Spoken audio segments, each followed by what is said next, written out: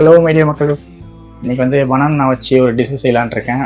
அது வந்து ஒரு வகையான ஸ்வீட்டு இல்லாமா.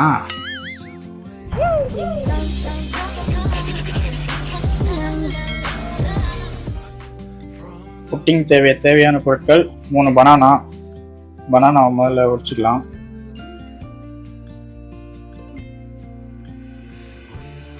இது மட்டும் தான் ஒழுங்காக உறிஞ்சிருக்கு. இதை வந்து கட் பண்ணிக்கணும். தேவையில்ல.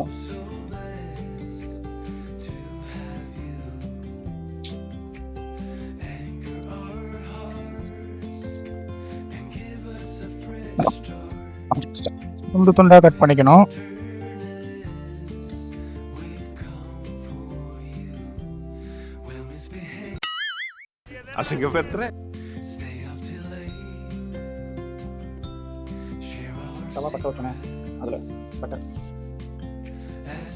அடுத்தது கடாய் சுட்டோன்னே பட்டர் அதில் போட்டுக்கணும்.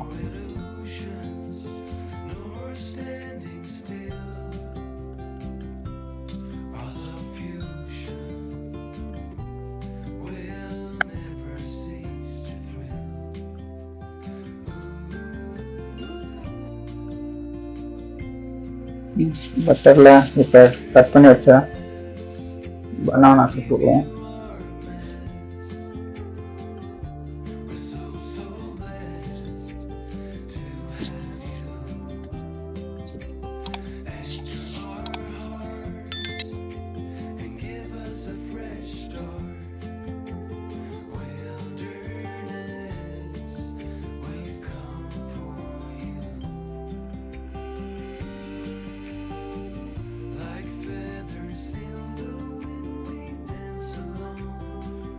நல்லா பொன்னிறம் மாற வரைக்கும் வறுத்துக்கிட்டே இருக்கணும்னு நினைக்கிறேன். நல்லா வதக்கணும் இருக்கணும். கொலன்னு ஆகணும். வதங்கிட்டு இருக்கும்போதே பக்கத்தில் அப்படியே பாலை கொதிக்க வச்சிடணும்.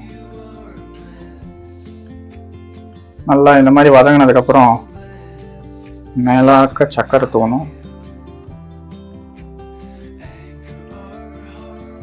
சர்க்கரை தேவையான அளவு மறுபடி போட்டு கலக்க ஆரம்பிச்சுதான். கலக்கு. அப்புறம் ஒரு பிஞ்ச் ஆஃப் சால்ட், ஆனால் சால்ட்டுக்கு எதுலாம் ஸ்வீட்டு போட்டாலே கொஞ்சம் சால்ட்டு சேர்த்தா டேஸ்ட் தூக்கி கொடுக்கும்ட்டு பெரியவங்க சொல்லியிருக்காங்க.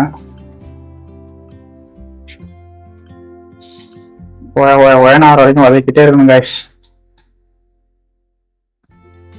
இதை வந்து இப்போ அரைக்கணும். ஸோ மிக்ஸி ஜாருக்கு மாற்றிடலாம்.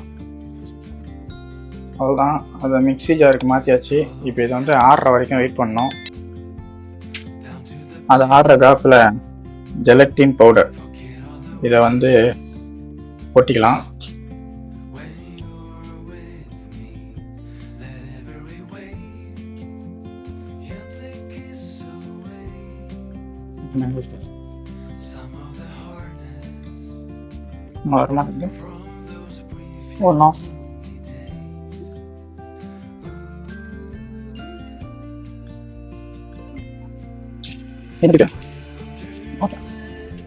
அதுக்கப்புறம் அதில் தண்ணி ஊற்றி கொஞ்சம் நல்லா கட்டியாகும், அந்த மாதிரி கலக்கிக்கணும். அதுக்கப்புறம் அதை ஓவனில் வைக்கணும். என்கிட்ட ஓவன் இல்லாதனால நாங்கள் இட்லி குண்டானில் வேக வச்சிட்டோம். அது ஜெல்லு மாதிரி ஆகிற மாதிரி ஆகணும். அதை வேக வச்சு தனியாக வச்சுப்போம். இப்போ நம்ம சக்கரை பாகு காய்ச்சணும். அதுக்கு வந்து அதே தவால சர்க்கரையை போட்டு சக்கரை பாகு மாதிரி காய்ச்சிடலாம்.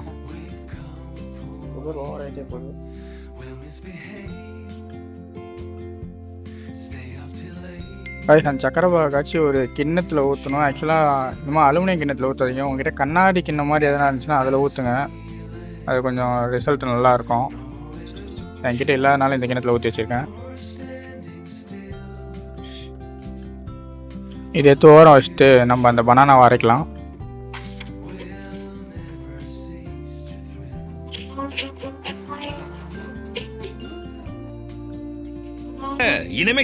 அரைச்சதுக்கு அப்புறம் நம்ம காய்ச்சி வச்சிருக்க பாலில் எடுத்து அதை போட்டு நல்லா கலக்கணும்.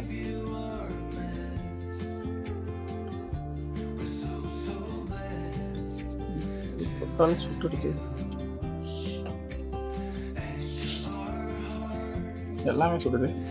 அதுக்கப்புறம் அந்த மெல்ட் பண்ண ஜெலட்டின் பவுடரையும் எடுத்து இதில் சேர்த்துக்கணும். சேர்த்து நல்லா கலக்குன்னு கலக்கிடணும்.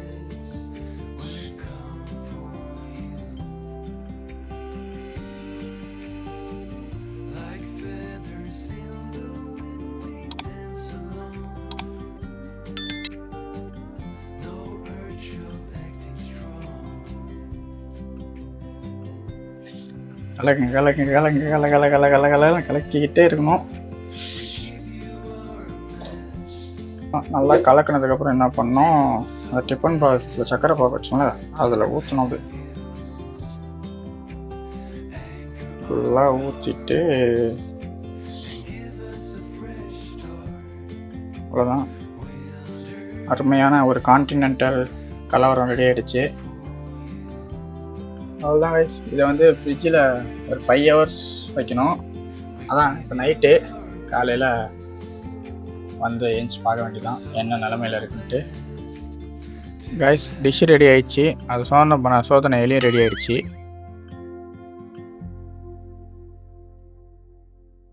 ஆக்சுவலாக நாங்கள் ஒரு பெரிய தப்பு பண்ணிட்டோம். என்னென்னா ஃப்ரிட்ஜிலேருந்து எடுத்தோன்னே அதை கொட்டுறதுக்கு ரொம்ப நேரம் ட்ரை பண்ணோம். அப்படி பண்ணக்கூடாது. எடுத்து ஒரு 10 நிமிஷம் வச்சிடணும் போல். வச்சுட்டு அதுக்கப்புறம் கொட்டினா நல்லா வரும்.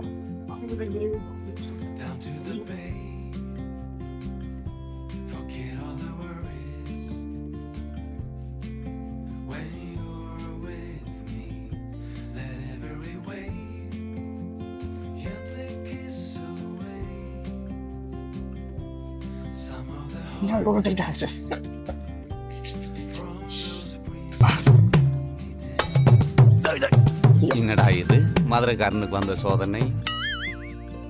அதே மாதிரி எடுத்து உடனே வச்சதுனால தான் எங்களால் கட் பண்ண கூட முடியல. ரொம்ப கஷ்டப்பட்டோம். அதனால் எடுத்து ஒரு 15 minutes கிட்ட வெளியே வச்சுருங்க. அதுக்கப்புறம் போட்டிங்கன்னா ஜெல்லி மாதிரி சூப்பராக கட் ஆகும். டேஸ்ட் வைஸாக நல்லா தான் இருந்துச்சு. பனானா ஃப்ளேவர் ஓவராக இருக்கும். பட்டு செய்கிறது தான் கொஞ்சம் கஷ்டம். ஓகே, நான் அடுத்து இதே மாதிரி வேறு எதனா புதுவிதமான டிஷ்ஷில் பார்க்குறேன். டாட்டா பாய் பாய். மறக்காமல் சேனலை சப்ஸ்கிரைப் பண்ணிக்கோங்க இந்த மாதிரி வீடியோ பார்க்கணுன்னா. நல்லா இருக்கா சொல்லு. நம்ம ஜெயிச்சிட்டோம்.